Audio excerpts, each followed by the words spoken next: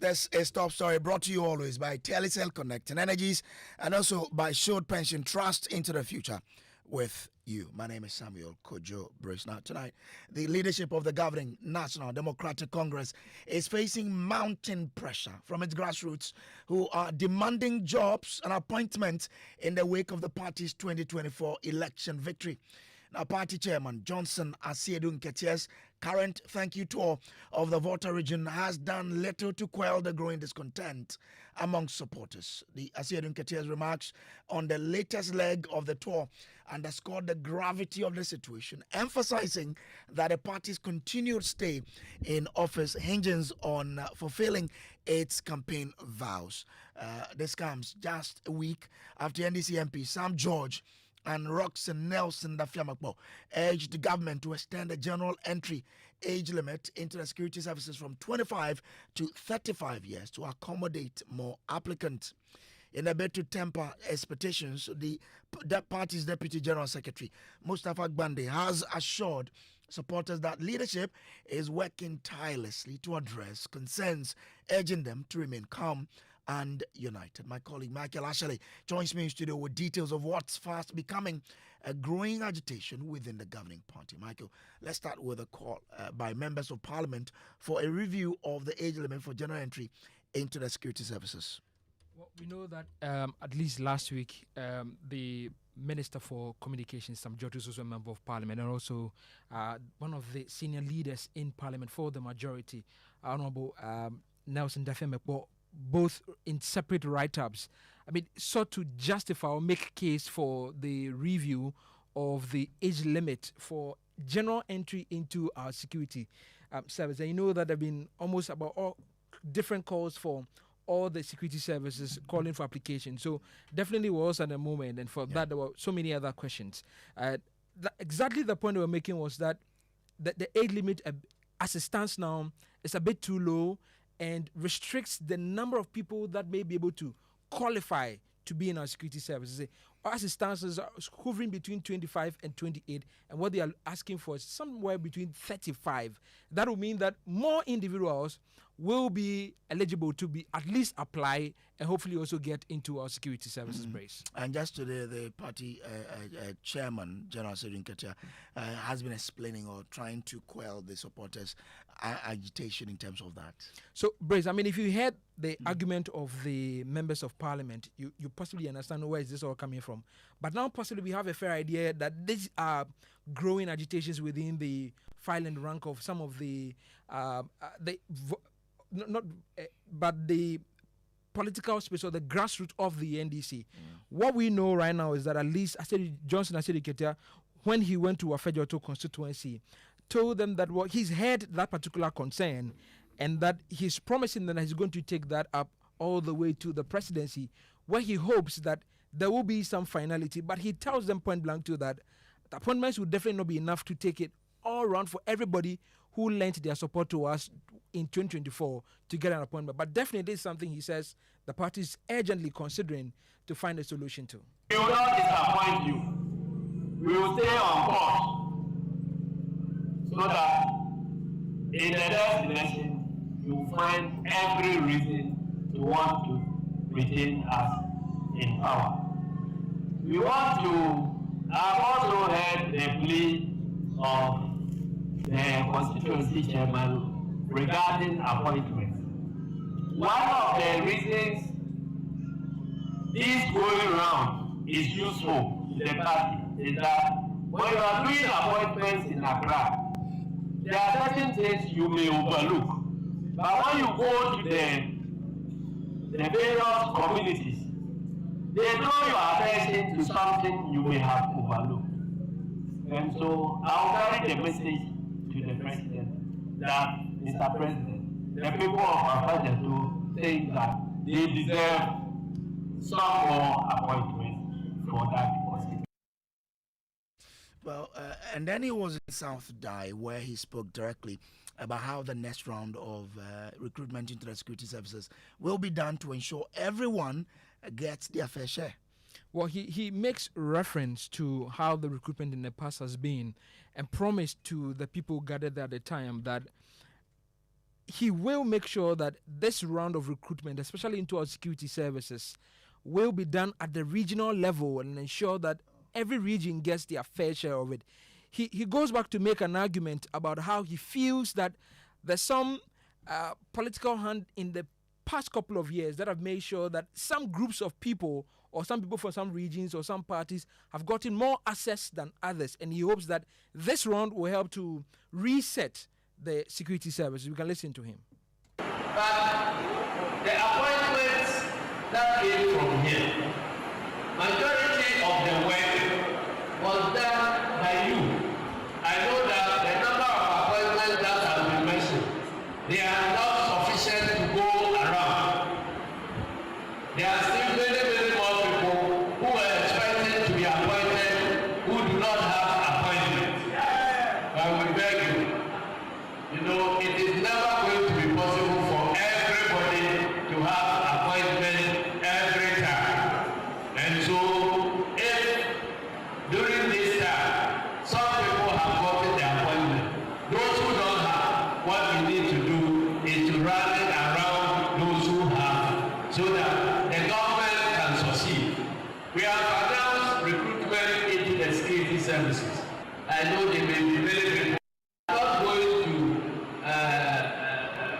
work against any part of the country.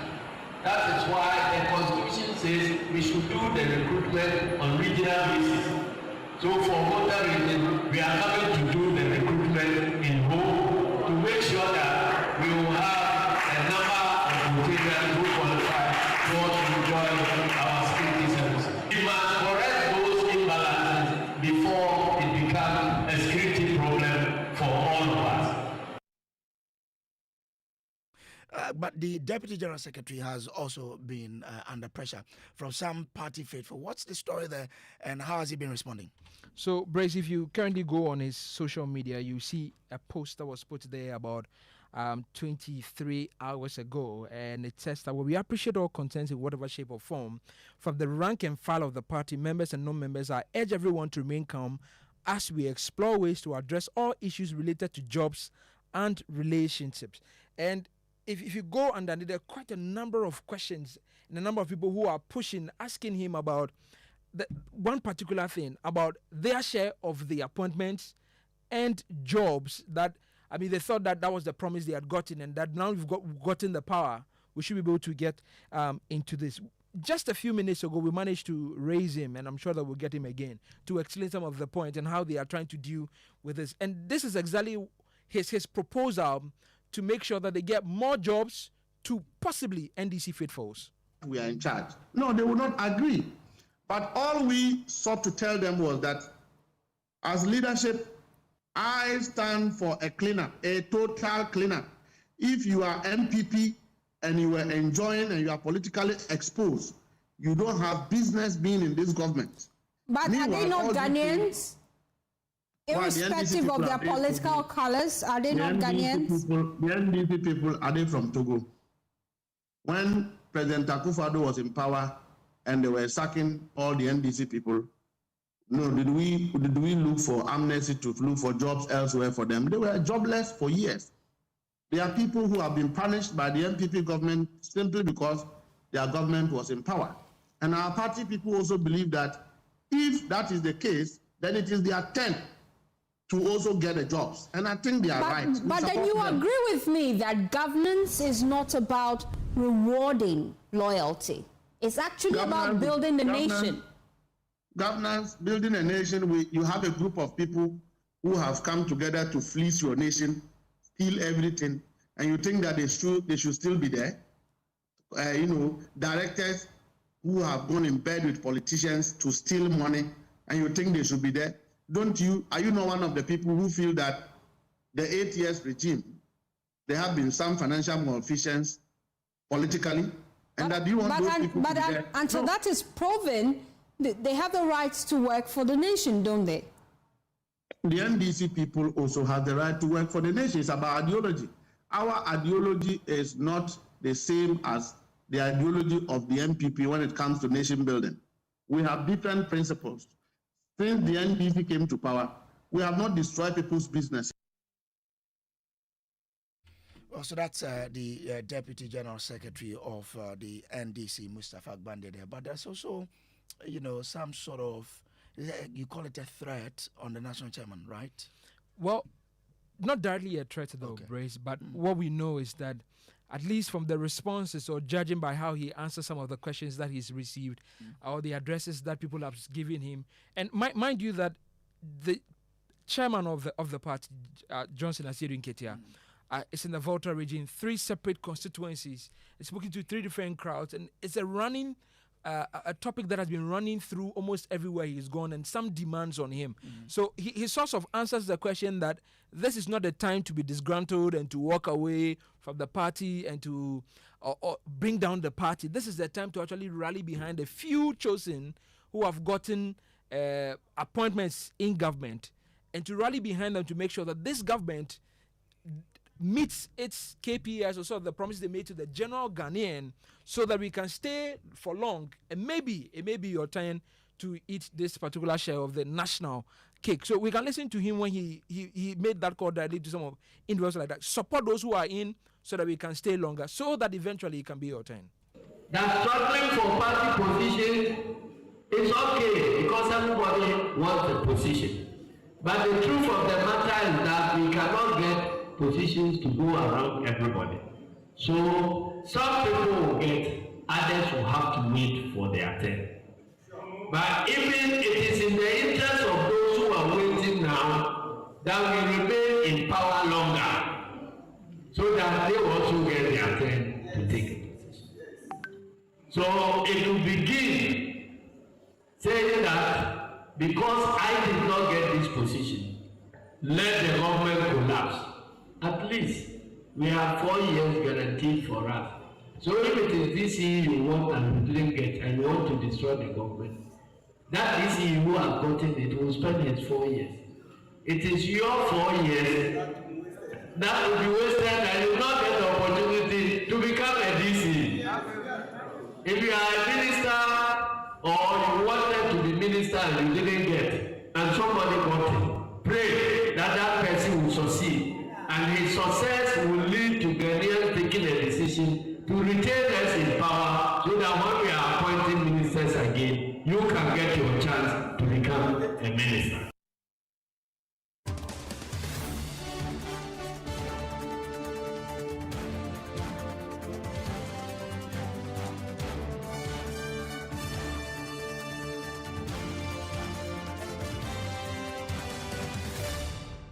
That's still a top story. Let's now bring in Dr. John Osai Kwapong. He is a CDD fellow.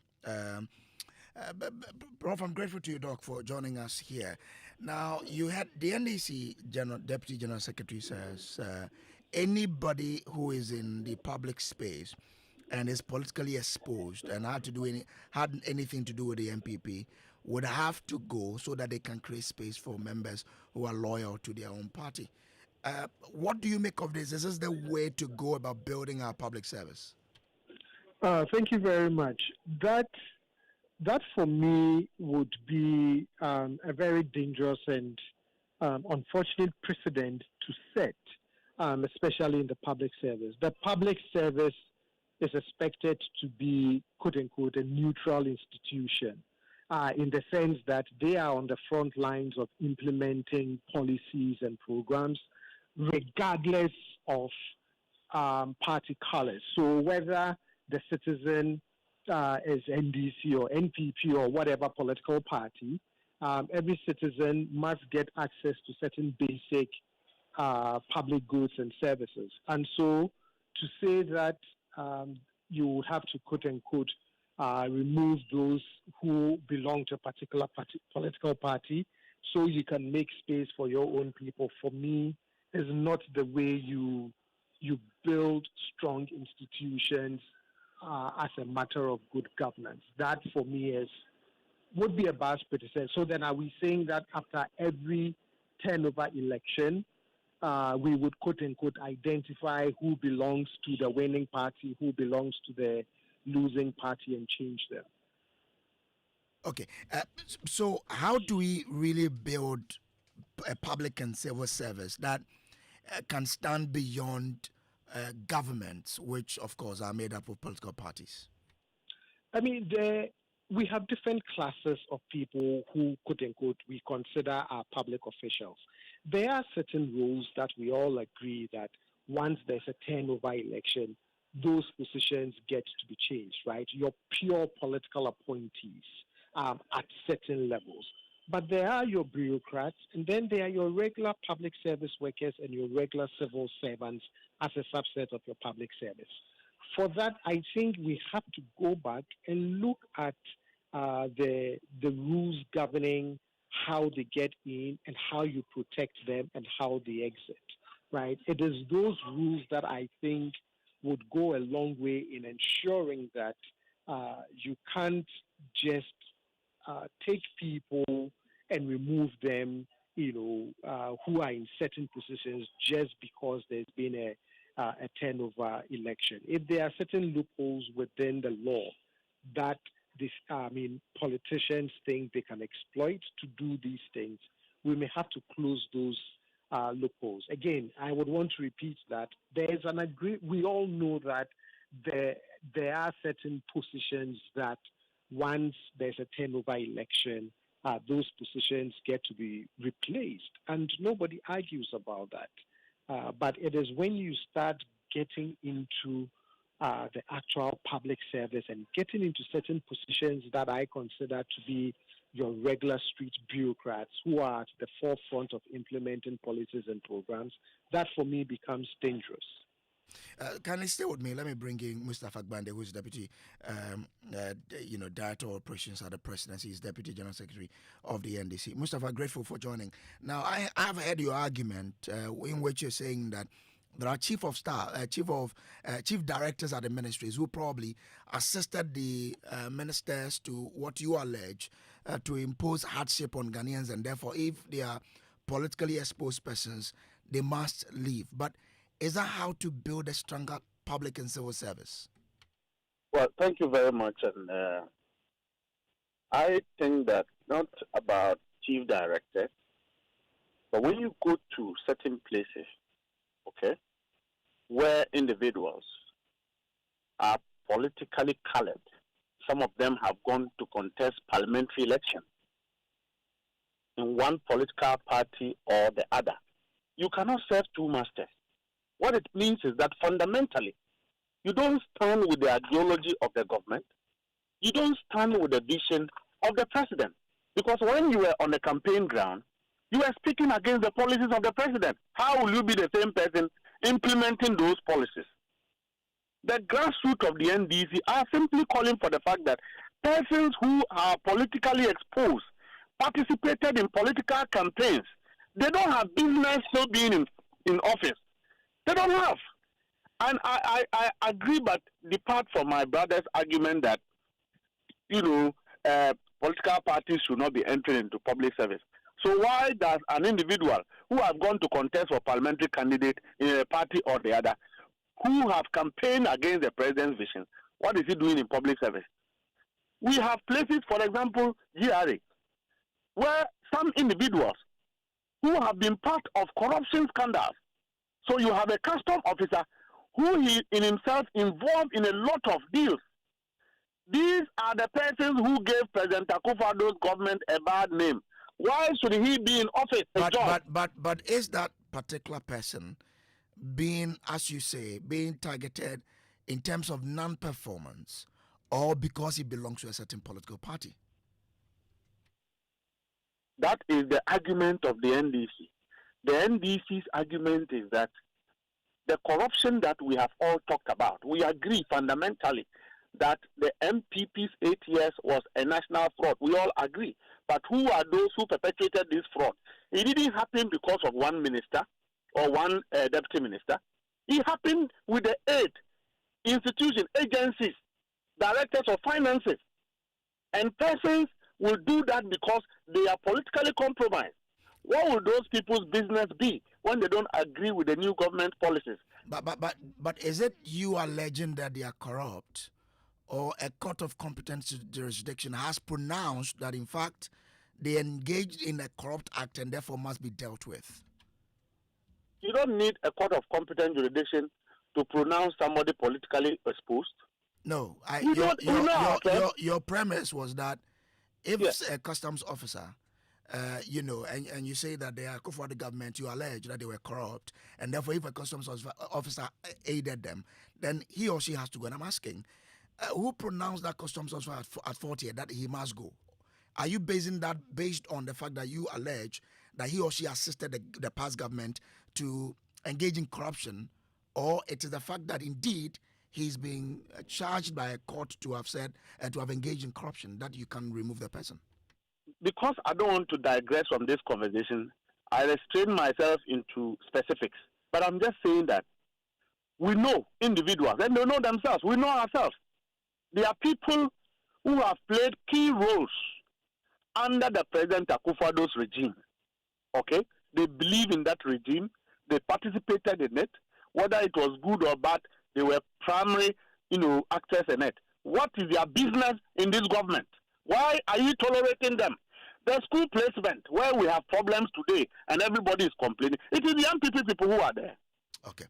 All right. But Monday, when you were campaigning, you said you promised Ghanaians, irrespective of political color, that you create jobs for them. That's why you came up with the 133. One job, 3 shift, 3 people.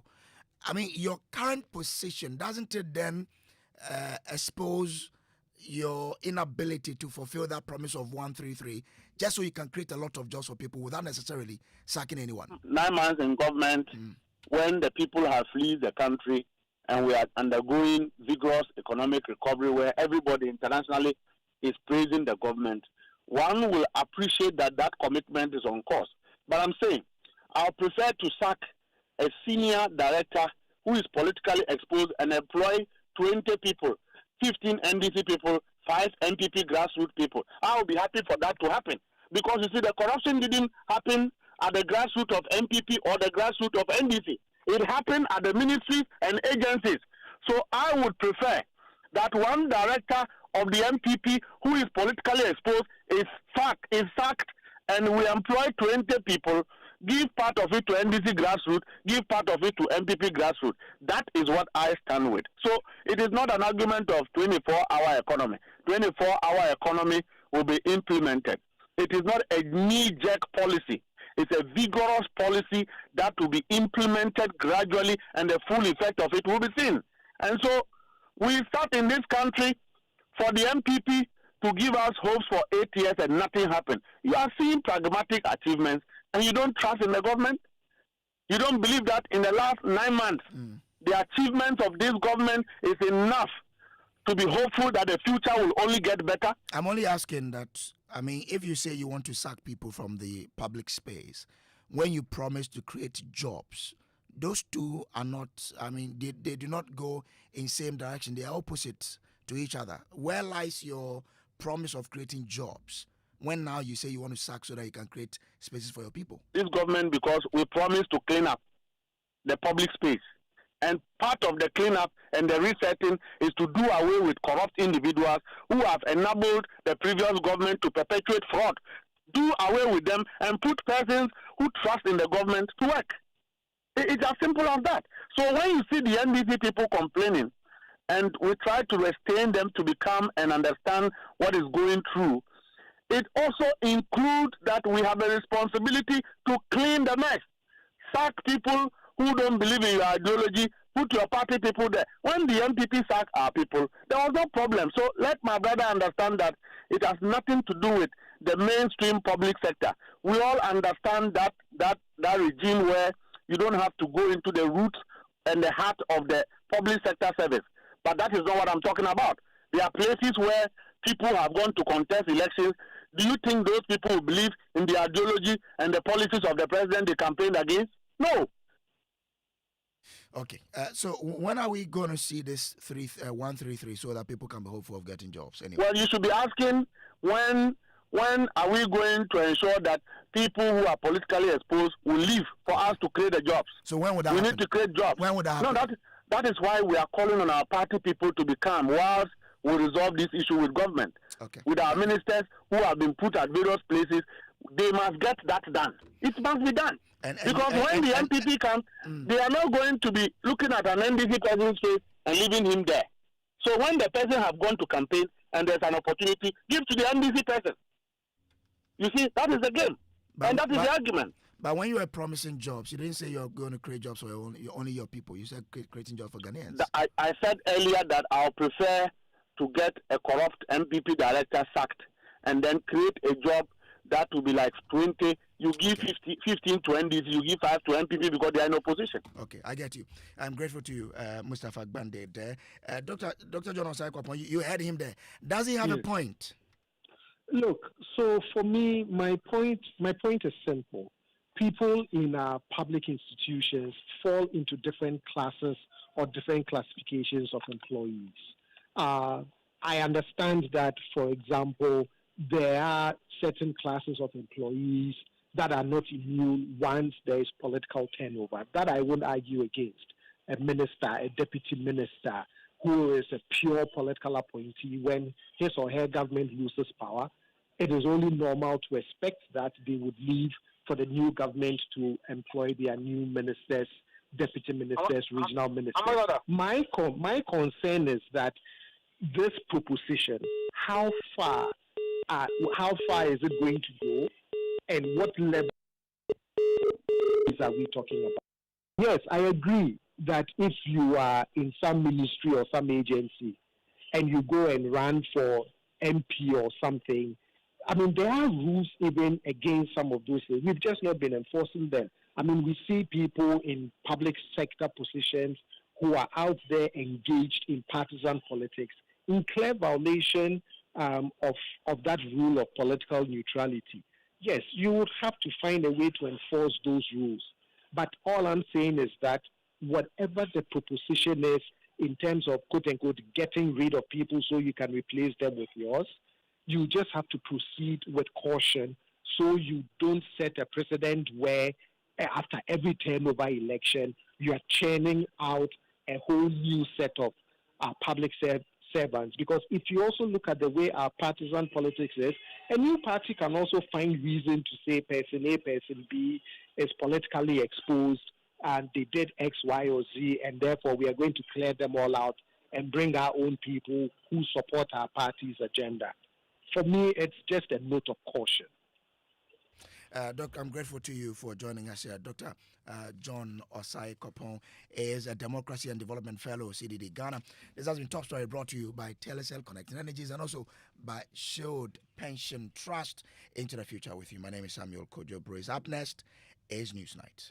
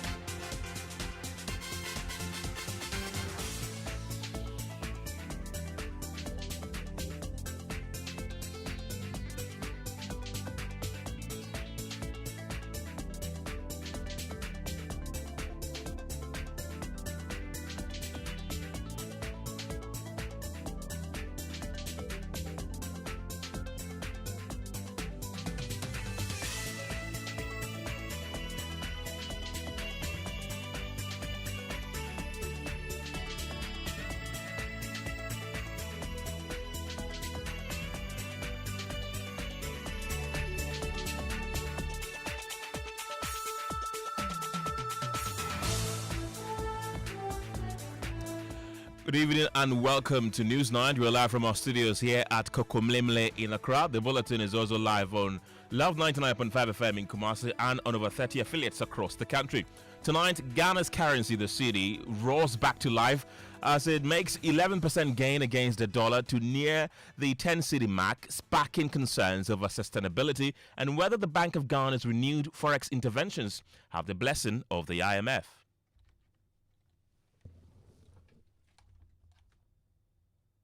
but the CD is making an adjustment, and I believe that it will settle at a certain rate, and we will make sure that any depreciation that occurs in the value of the CD is within a margin of about 5% per annum. That is what we target. We bring you details as year-to-date data tracked by Joe News Research show the local currency is now the best performer against the US dollar globally. Tonight, a desperate reality.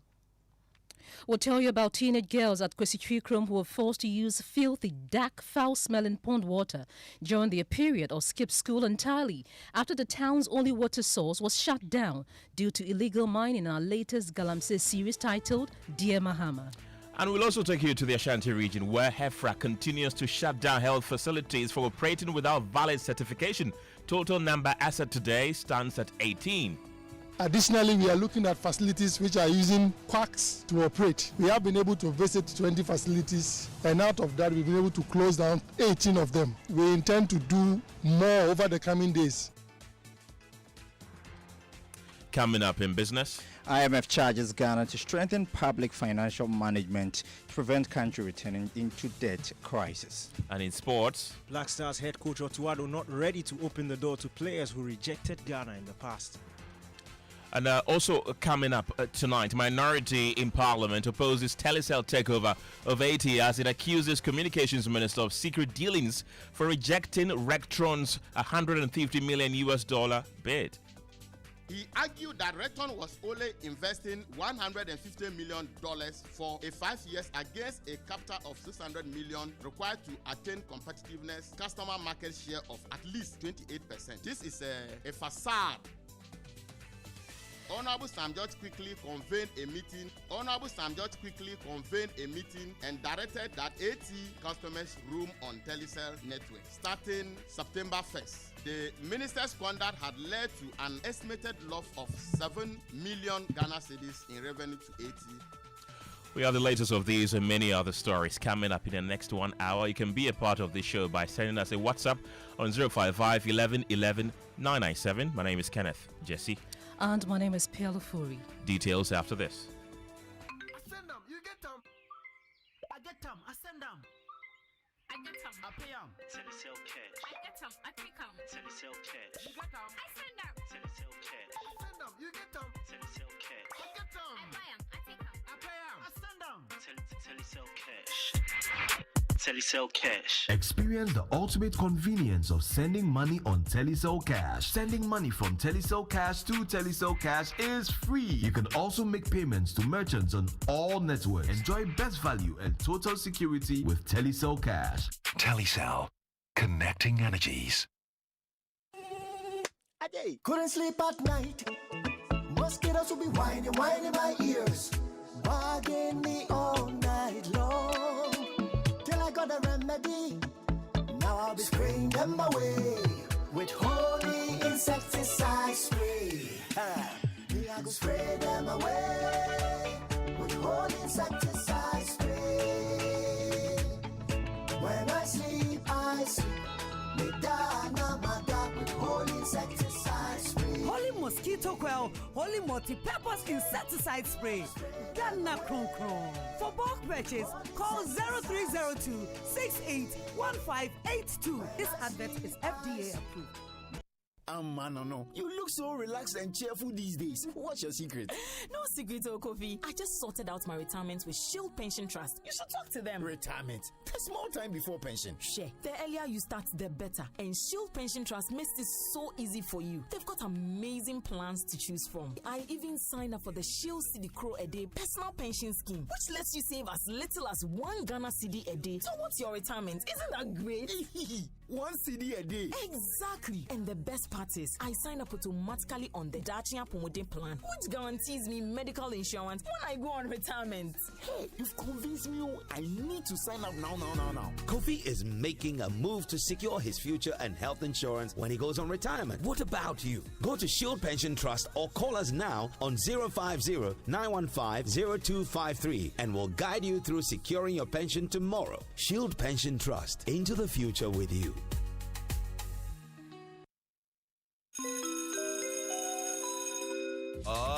Announcing Ghana's first unlimited photocopier leasing. Yes, from just 983 Ghana cedis, you can lease a multifunctional photocopier and print unlimited. Yes, unlimited and free paper every month. Guess what? That's not all. Toners, repairs, and maintenance all are free. And oh, I'm not kidding at all. And we cover the whole country. Yes, the whole country. What are you waiting for? Just visit us at www.valexlease.com or call 0244 644048.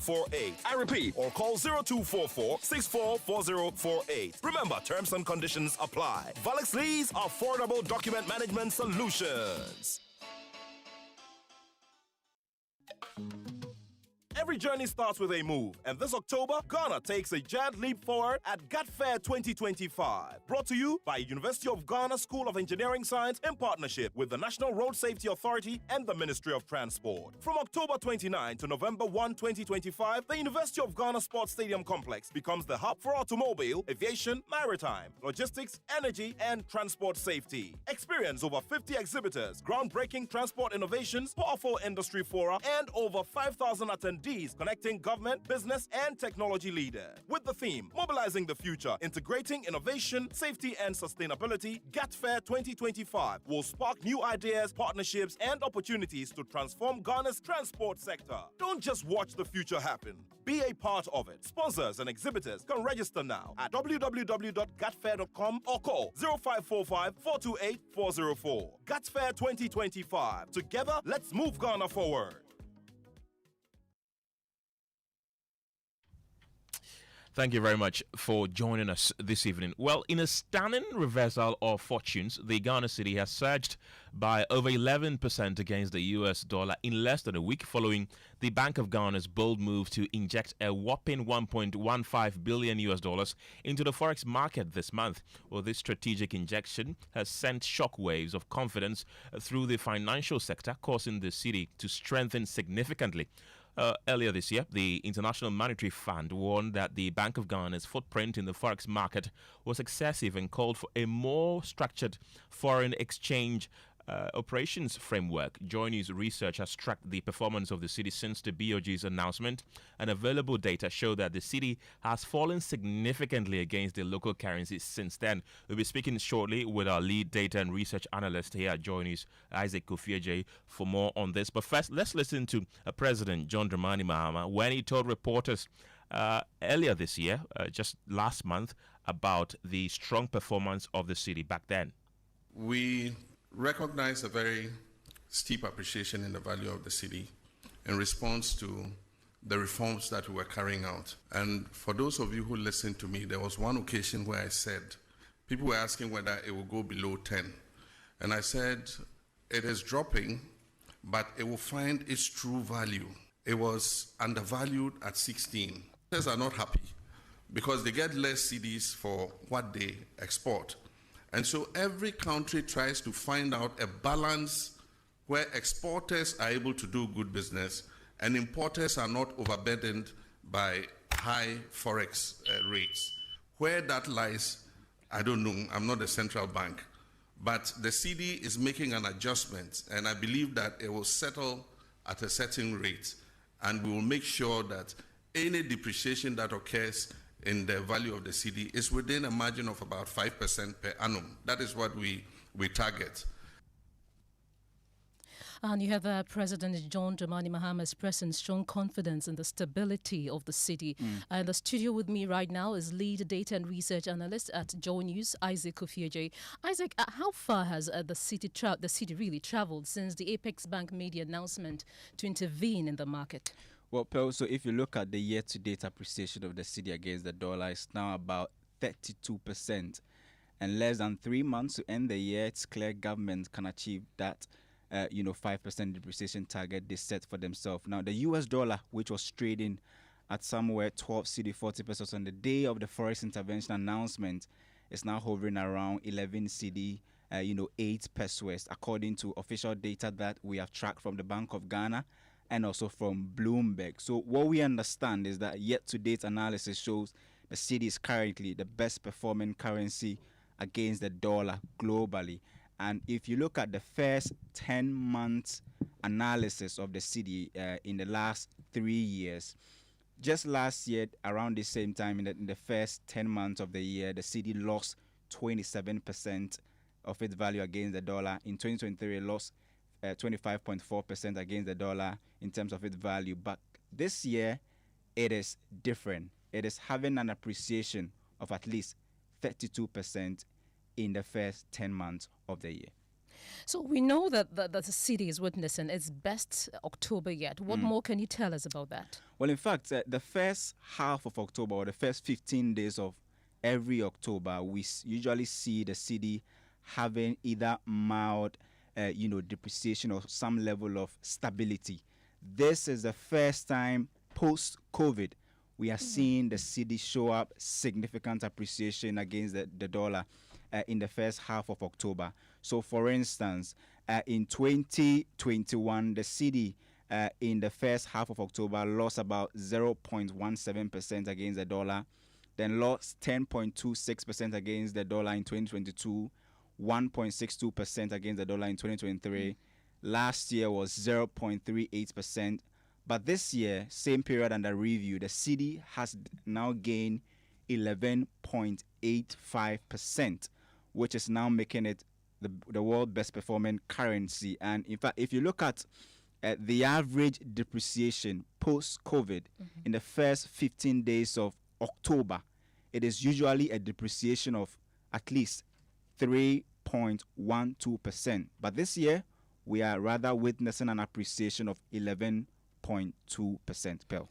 Isaac, thank you. Now let me put you on the spot here. How sustainable do you think this is?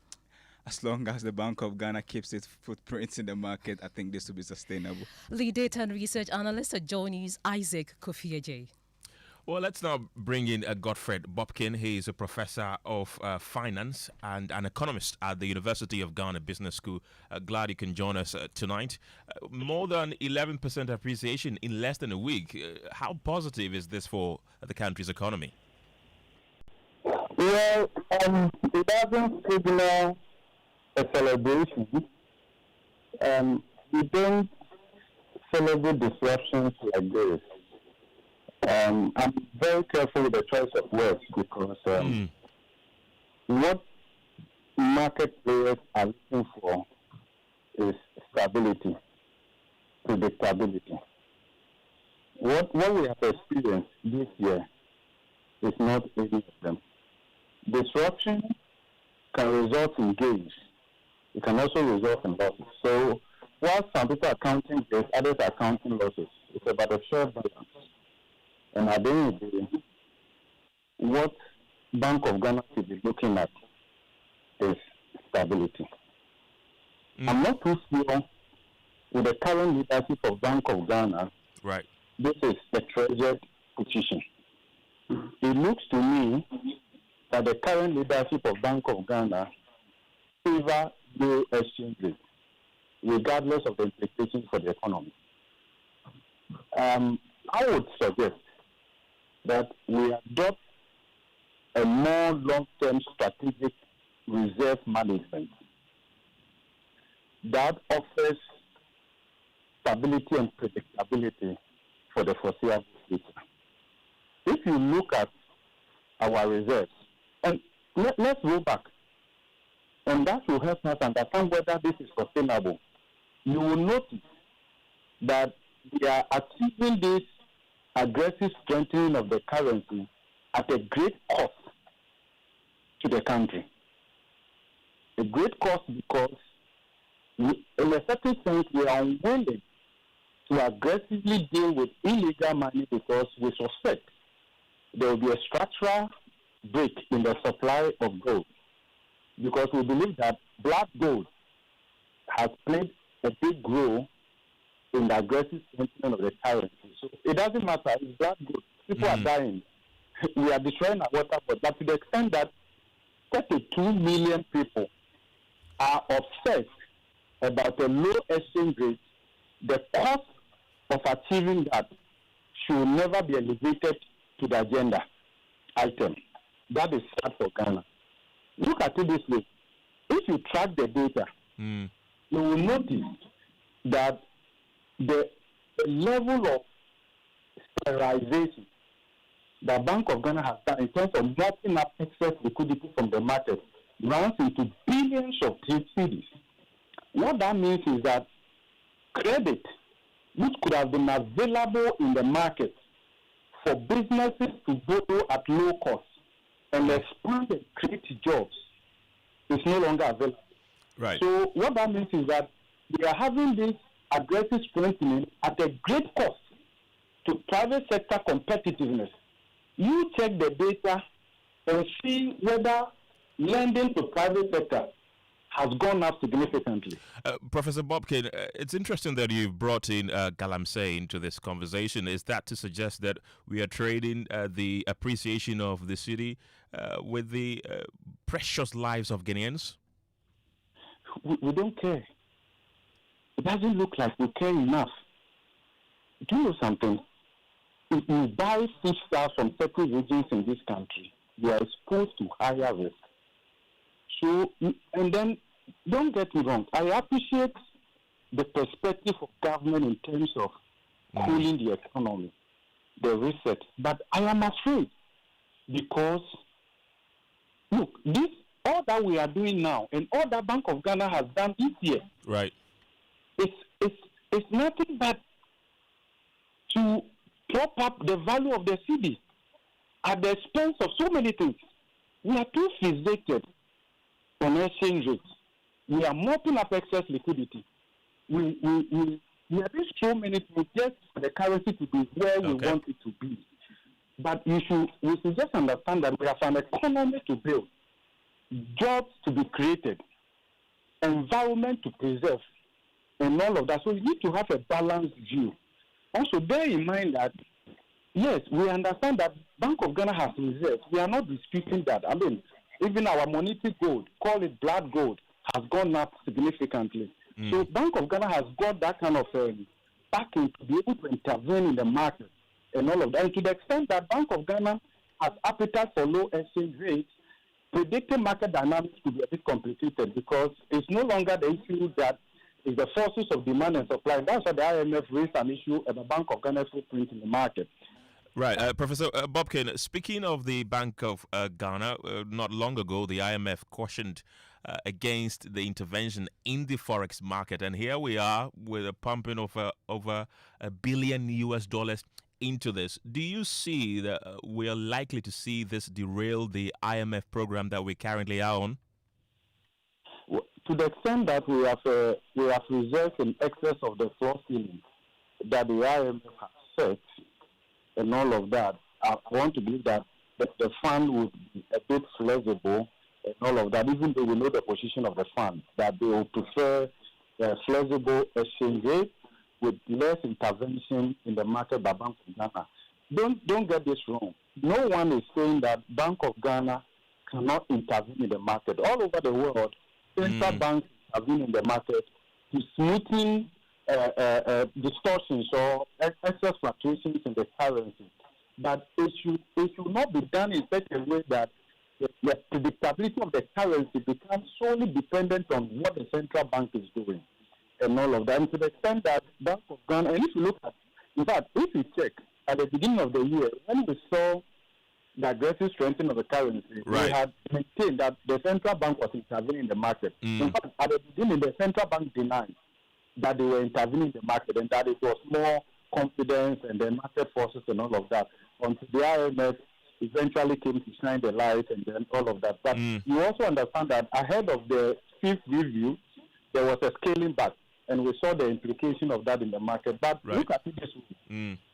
The program would end, let's say, December this year, but I suspect that given that the government is a bit behind when it comes to structural reforms, there might be some 3 months technical extension or so of the program to let's say March, about to allow us time to and all of that. But bear in mind that when the program ends, we are thinking about sustainability. How do you build resilience beyond IMF supported program? And therefore, to that extent, Bank of Ghana should adopt a long-term position towards the management of our reserves rather than using it to achieve short-term gains.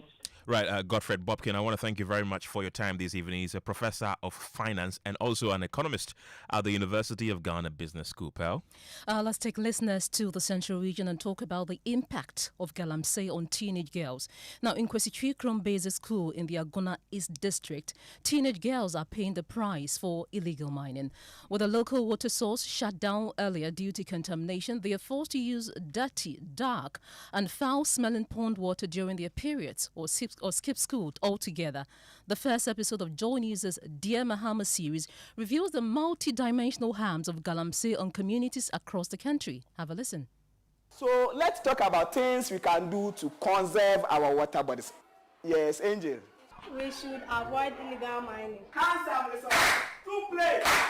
In this classroom at Kwesi Krom Junior High School, lessons on clean water and hygiene are in full swing. All our water bodies are being destroyed. For girls like Irajua, a Form 3 pupil, menstruation turns school days into a struggle with fear, discomfort, and no clean water. It's water crisis, and fetching from the Ofori is a bit challenging, especially using to cook, washing, and bathing.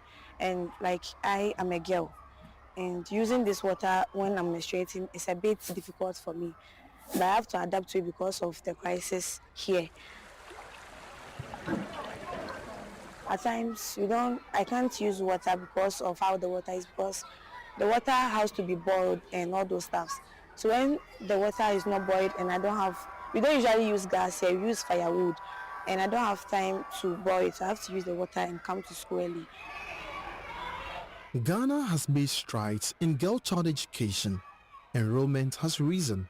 More girls are staying in school, and conversations around menstrual hygiene have grown louder. But here in Kwesi Krom, a water crisis fueled by illegal mining threatens to erode those gains. For months now, taps have run dry following shutdown of the Kwenyaku headworks, unable to treat raw water from the heavily polluted Ayensu River.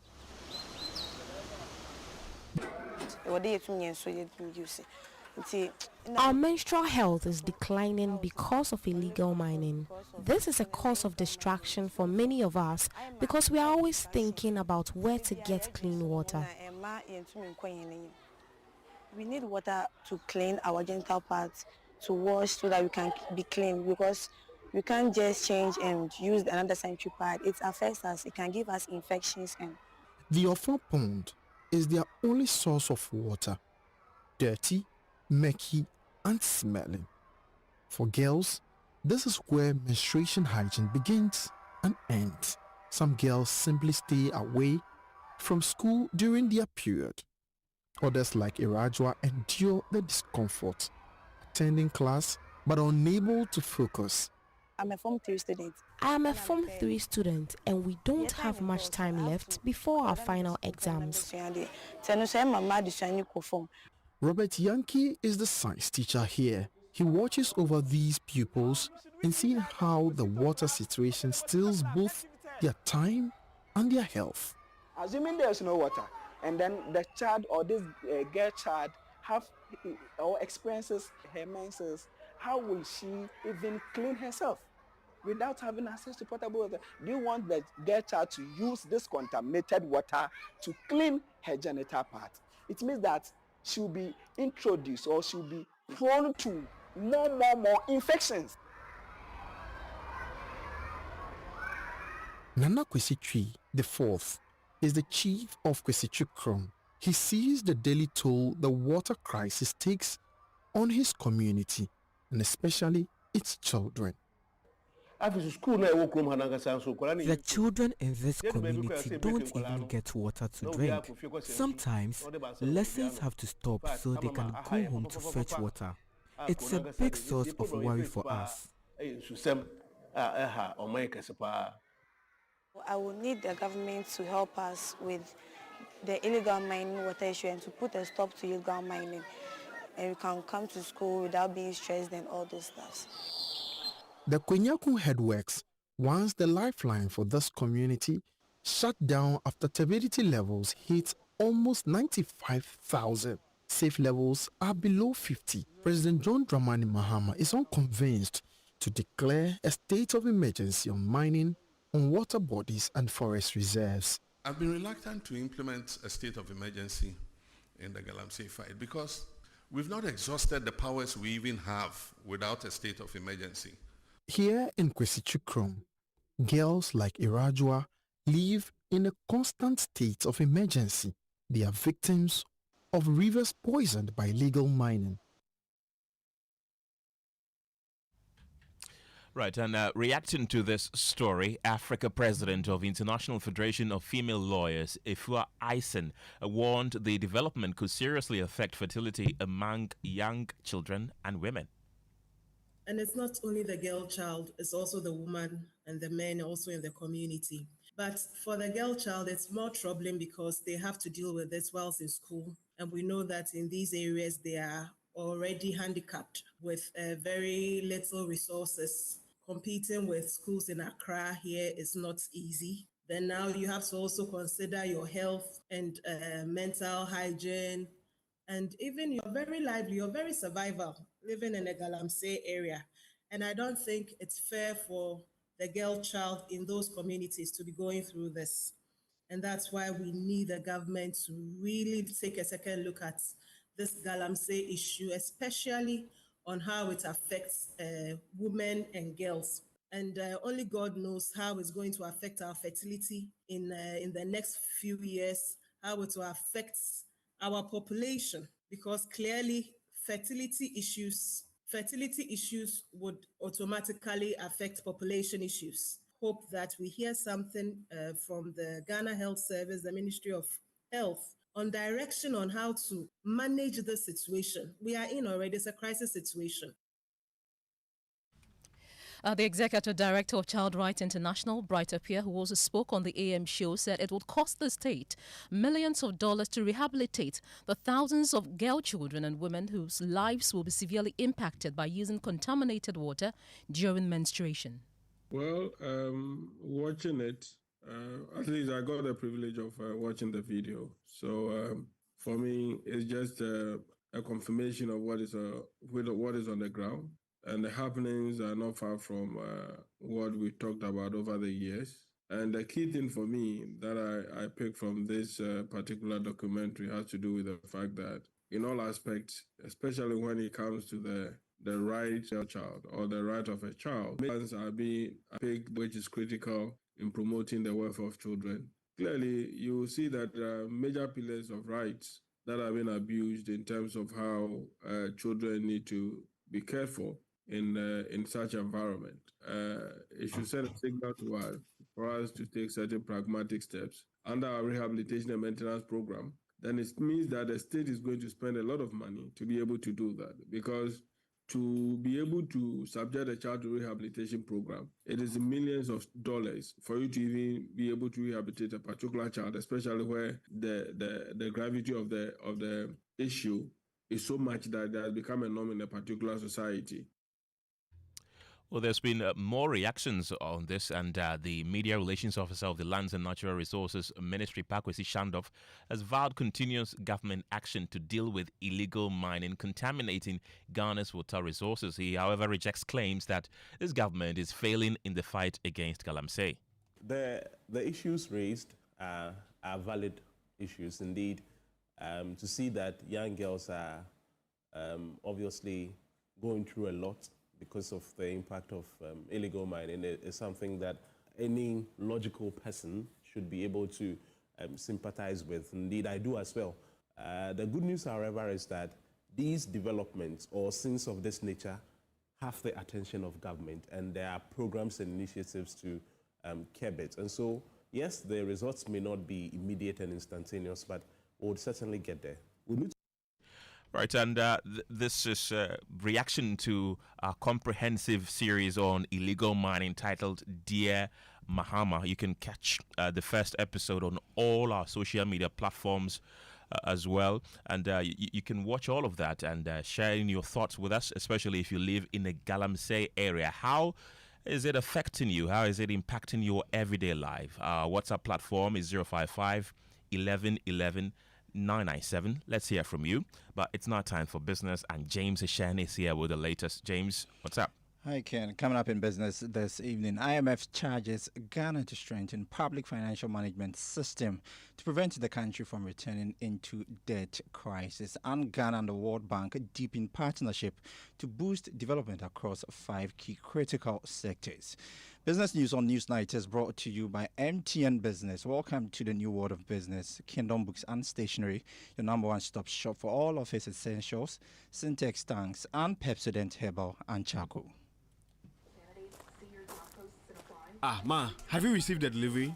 See, the rider's bay. Send in a momo. Okay, *176. Ah, Paco. Don't you use a smartphone? Use a momo app, ne? Huh? App. Hey, I want to say a millennium, say millennial. Inim. Oh, millennium for ya nyaze. Switch to the app. Oh, you're smart. And oh, you're secure. Enter a world of possibilities with the Momo app. Pay your favorite merchant, pay utility bills, and borrow from our wide range of lending services. Move to the app side today. MTN. Son, we are so proud of you for setting up this hospital. I really love those hospital beds and waiting chairs. By the way, did you import them? No, Dad, I didn't. I actually got them from Kingdom Books and Stationery right here in Ghana. Wow. We also bought our office supplies, safes, executive desks and chairs from Kingdom, and they gave us expert advice on how to set up our office. Guys, that makes 3 of us. I also got our sofa and bedroom sets, plus our dining hall furniture for our new home from Kingdom. Wow, Mom, that makes 4 of us. I usually get my stationery items from Kingdom, and my teacher also mentioned that our classroom furniture was provided by Kingdom. So there you have it. Whenever you're thinking about setting up an office or acquiring furniture for your home, etc., Kingdom Books and Stationery should be your first port of call. With over 40 years experience in the industry, we stock and supply a wide variety of globally sourced office and home furniture, stationery and equipment. Visit our head office, Takweje, Osu near the Osu Cemetery, Temania Community 4, Takoradi opposite Vijay Mays Plaza, Cape Coast University Bookshop,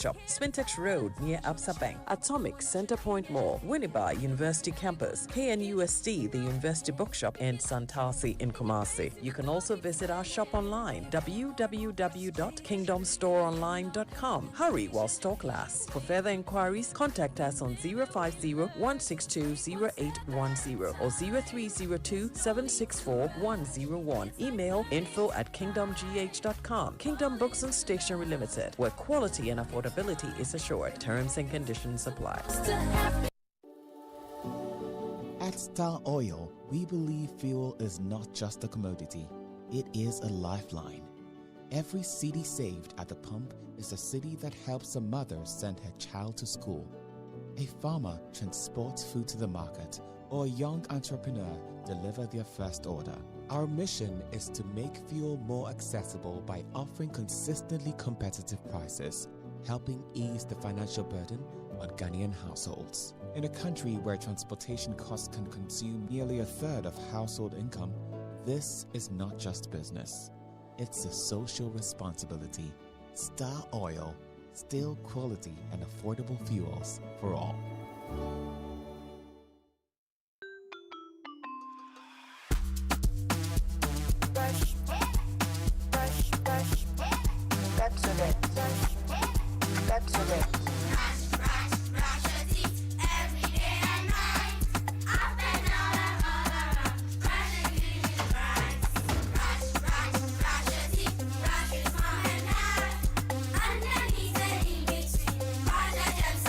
Brushing gets more fun with your kids with the new Pepsodent Kids toothpaste. Give your smiles protection that lasts. Grab yours today from a store near you. This advert is FDA approved.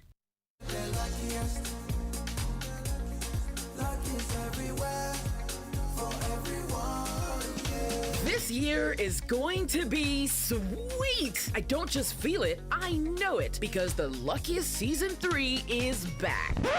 And I'm about to show you how to grab your golden ticket. Just dial *712# and follow the prompts to purchase your ticket. Or go to theluckiestafrica.com, hit community tickets, and pick your lucky number. Or let the system do its magic. Choose how much you want to spend from 1 to 5,000 Ghana cedis. You can even buy a ticket for someone else. Be someone's hero. Payment? Easy. Mobile money in Ghana or card if you're international. one ticket can turn one CD into 500 times more. That's maths we love. Or your community go win 10 times more. So let's get lucky together because luck is everywhere.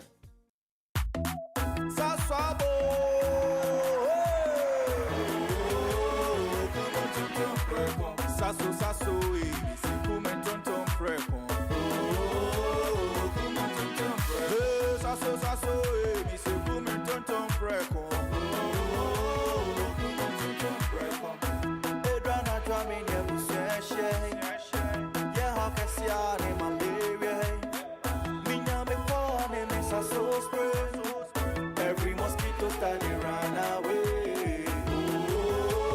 Come on, tonton preco. Sasso, sasso, mi se come tonton preco. Come on, tonton preco. Sasso, come tonton preco. Nani shamne die, demonstronko. This advert is FDA approved.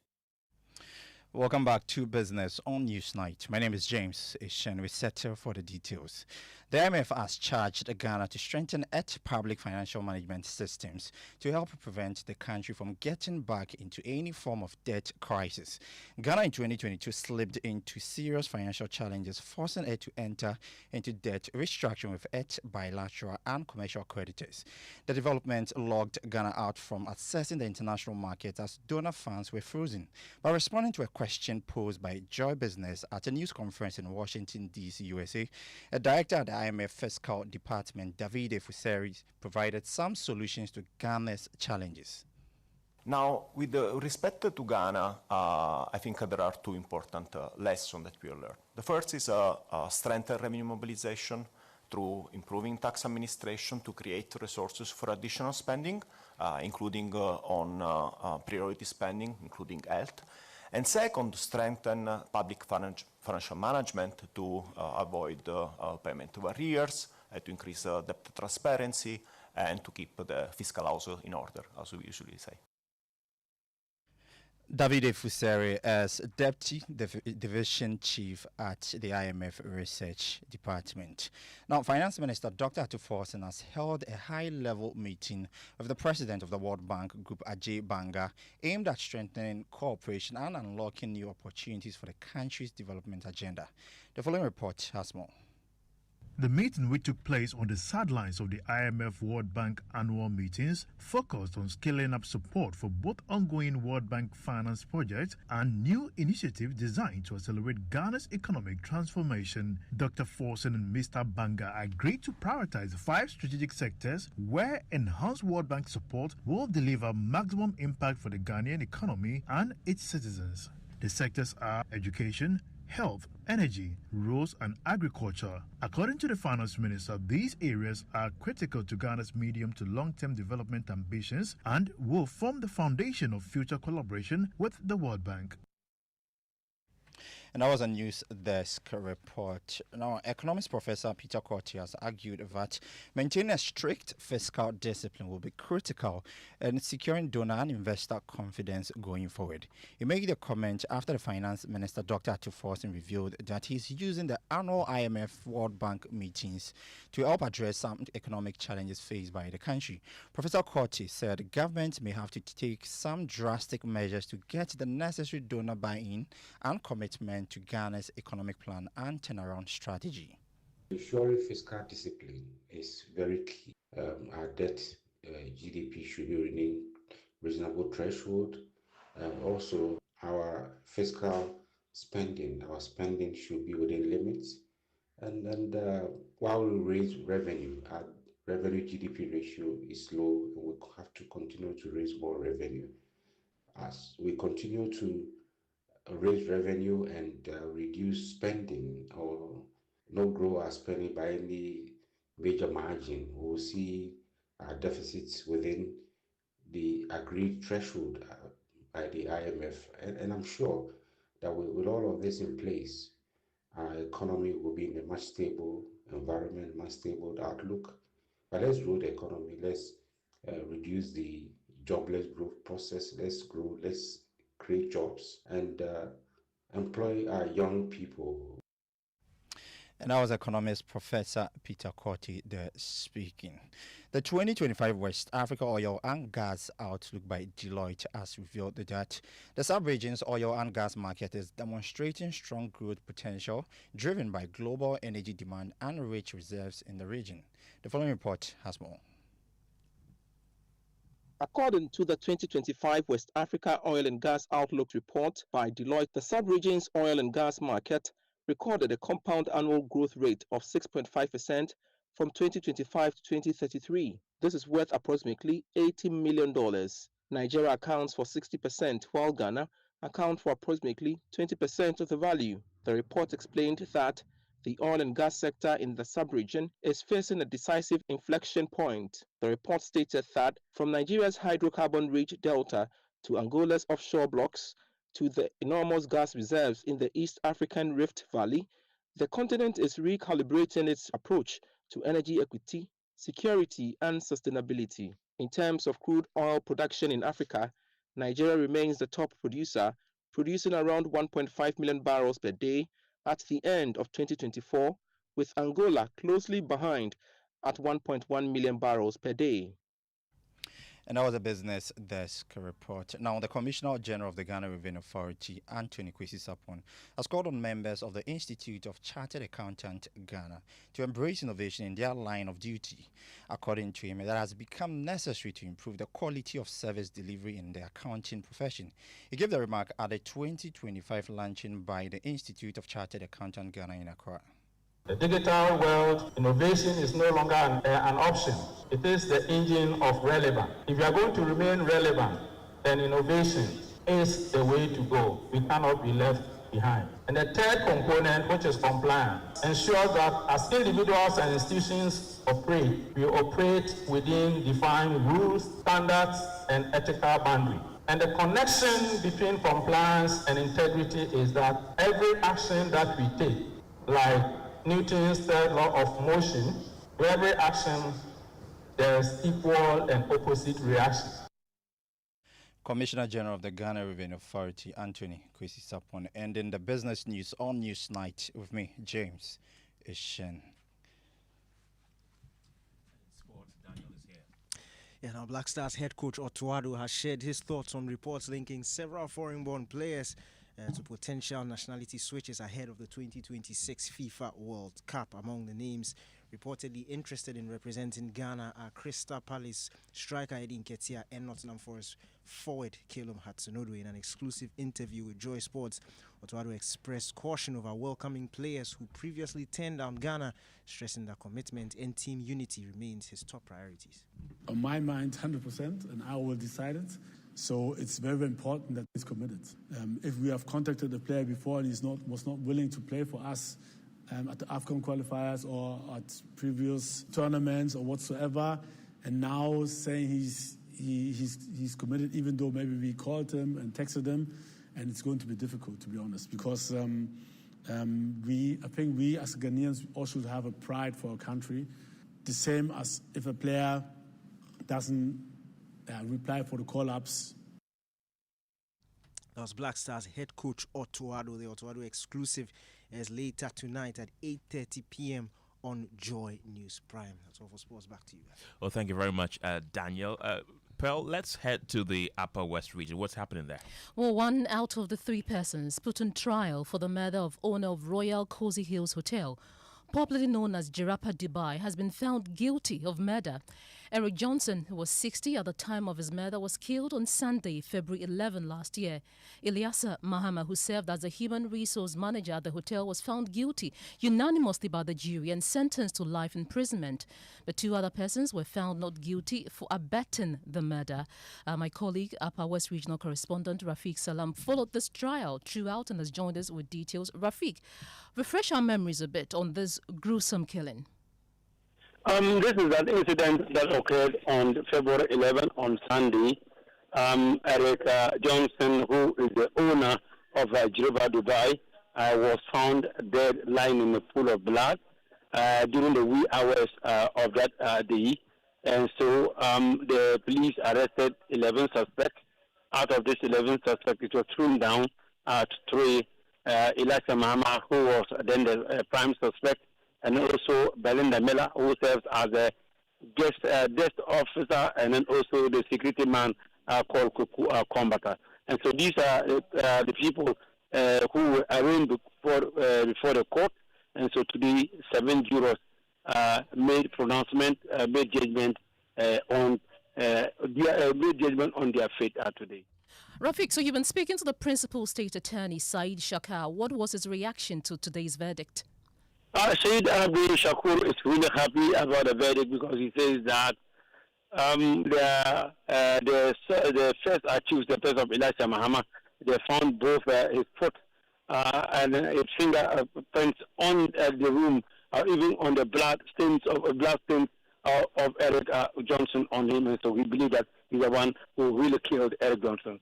Footprints are in his blood-stained footprints are in the man's room. His fingerprints are in the man's room. What are they doing there? And he said that for over 40 days he had not entered the place. But these were fresh in the pool of blood. His footprints and his fingerprints. He could only be the one who killed Eric Johnson. And the jury has returned a guilty verdict. And I think that is fair and just. How do you feel today? A little bit relief. I feel that the weight has been taken off my shoulders. I feel that people, and I'm really happy the interest you showed, everybody in Abawe showed in this particular matter. I'm very, very happy that it has come to this conclusion. I'm so happy. So, Rafiq, we heard from the principal state attorney. You also spoke to the lawyer for the accused persons. Briefly, what did he say? He told us that he was not interested in talking to us, but his brief comment was only that he was going to pursue an appeal. And even people even tell you that Elisha Mahama himself, before he was convicted, he told the court that yes, he respects the opinion of the court, but he thinks that he maintains his innocence on the murder of Eric Johnson, and he's saying that he also pursue the path of appeal. When you conduct a case, you want that justice should be done, and justice should be done and done in the right way. In as much as nobody is happy about the death of Eric Johnson, the accused persons have a right to a fair trial, which the prosecution brought into court, and I decided to defend them to the best of my ability. Rafiq, the accused person, while he was being taken away, continued to insist that he was not guilty. What exactly did he say?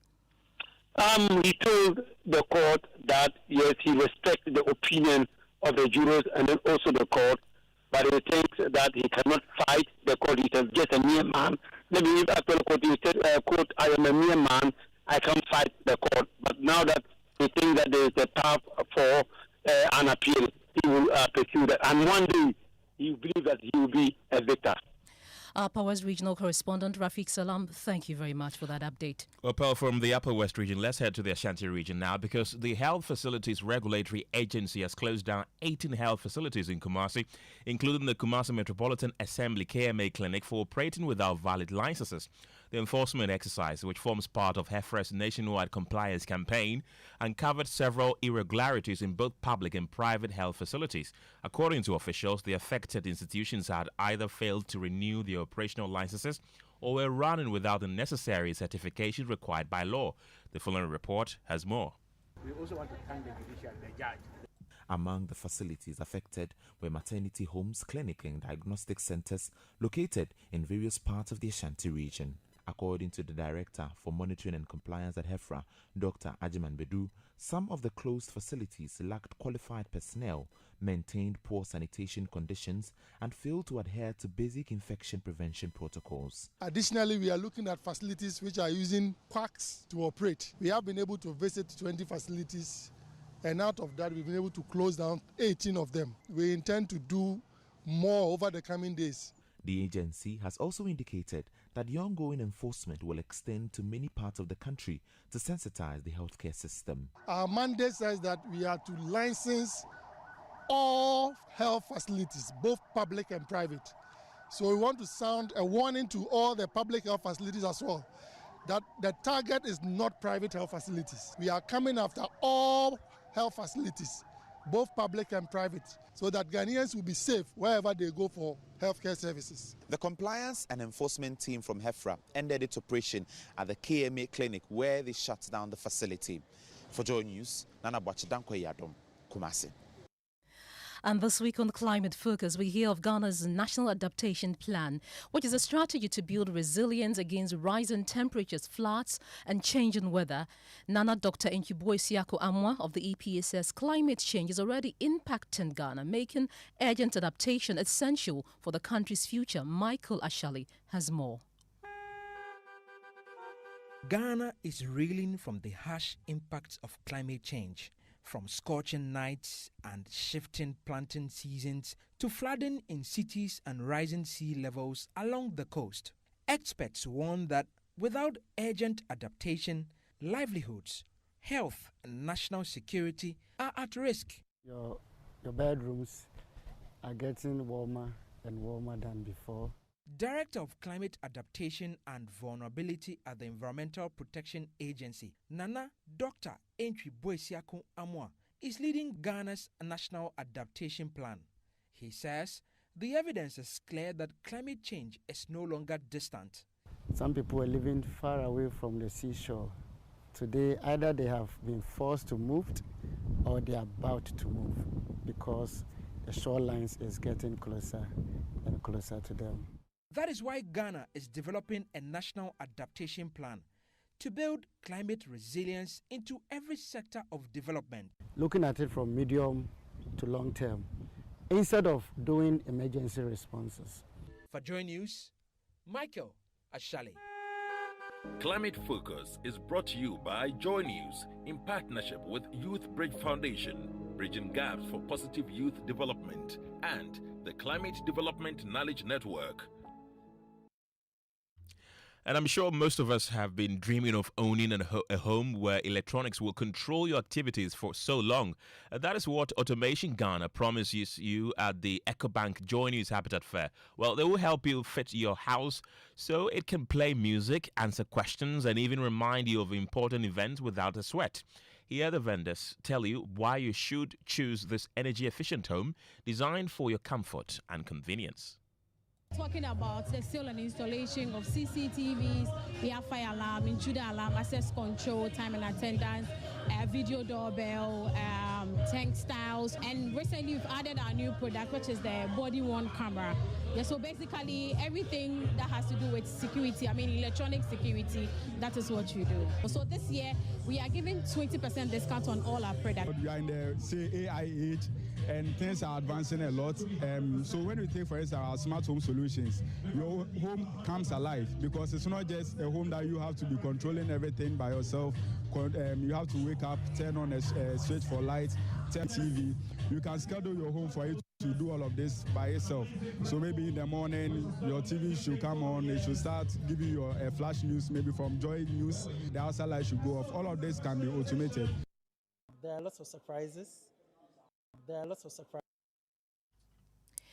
Well, the stage is set, the buzz is back, and it's bigger than ever. The 2025 edition of the National Science and Maths Quiz has officially been launched, featuring a record-breaking 174 participating schools, the largest in the competition's history, from first-timers to seasoned contenders.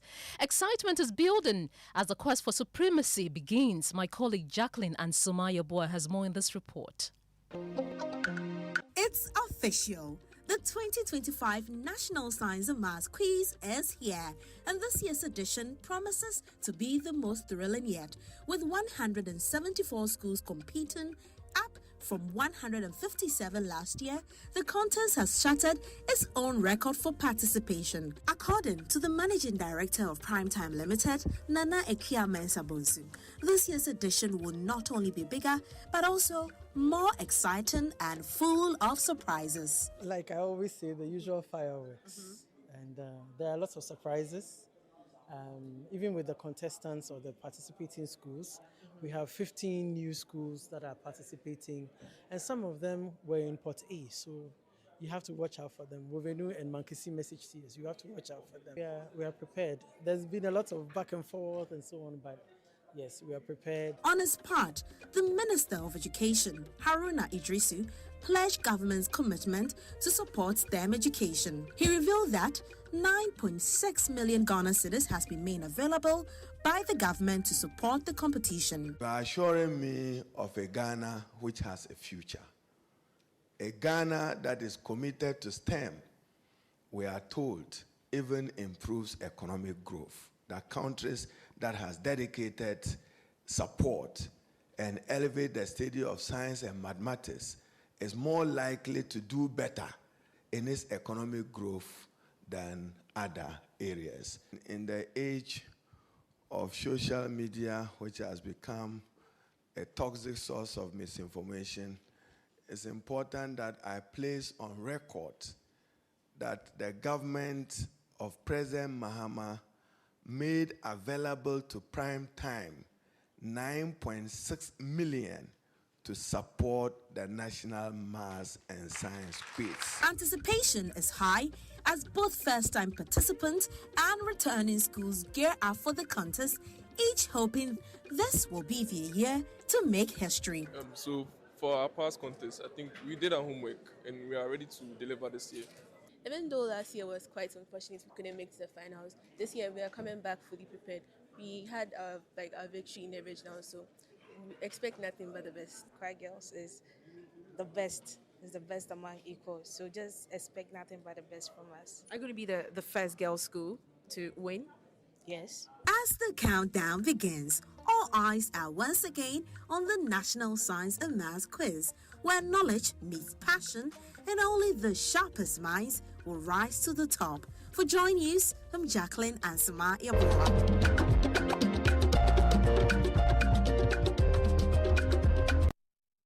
And that should be exciting. Pearl, is your school part of the NSMQ? You don't want to ask me, no. Oh, that's unfortunate. Well, let's head to Parliament now, because the minority in the House is accusing the Minister of Communications and Digitalization, Sam George, of rejecting $150 million investment bid from Rectron in favor of what they describe as a less transparent telecell takeover of 80.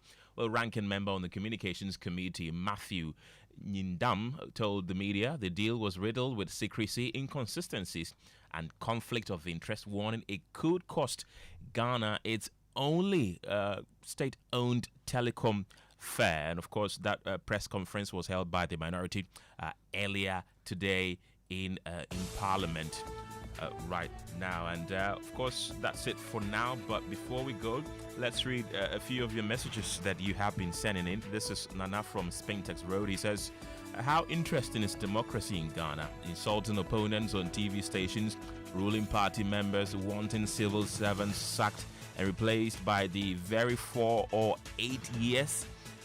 Replaced every 4 or 8 years. Are they qualified and experienced for the jobs they are after? And these are some of the messages that you have been sending on our WhatsApp. And that's it for tonight. My name is Kenneth Gyasi.